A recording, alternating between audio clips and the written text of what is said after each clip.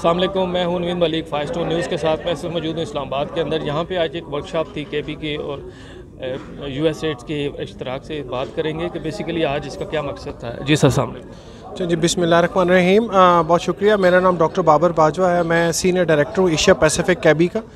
कैबी एक inter governmental या बैनुल हुकूमती इदारा है, जैसे और यूनाइटेड नेशंस के इदारे हैं।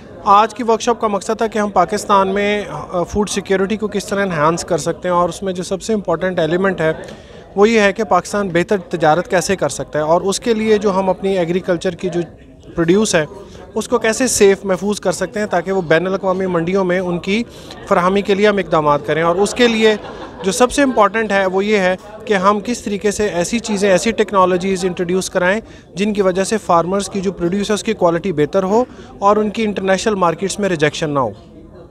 इस वक्त आप क्या समझते हैं जो फूड सिक्योरिटी से रिलेटेड जो इश्यूज़ हैं इस वक्त गवर्नमेंट पाकिस्तान के अंदर, क्या बेहतरी लाने की ज़रूरत है? पाकिस्तान में देखिए, फ़ूड सिक्योरिटी बेहतर करने के लिए दो तीन चीज़ें हैं। सबसे पहली बात तो ये है कि हम लार्जली ऐसी नेशन बनते जा रहे हैं जो ज़्यादा स्टार्च या नशास्ते वाली खुराक और तेल और रोगनी जनास खाने वाली पॉपुलेशन बनते जा रहे हैं, और ये चीज़ जो है ये एक बैलेंस डाइट के अप्रोच को नफ़ी करती है। तो हमें कॉन्शियसली कोशिश करना होगी कि हमें अपनी जनरेशन को बैलेंस डाइट, यानी ऐसी खुराक जिसके अंदर सब्ज़ी भी हो, जिसके अंदर फल भी हो, जिसके अंदर बाकी चीज़ें भी हों।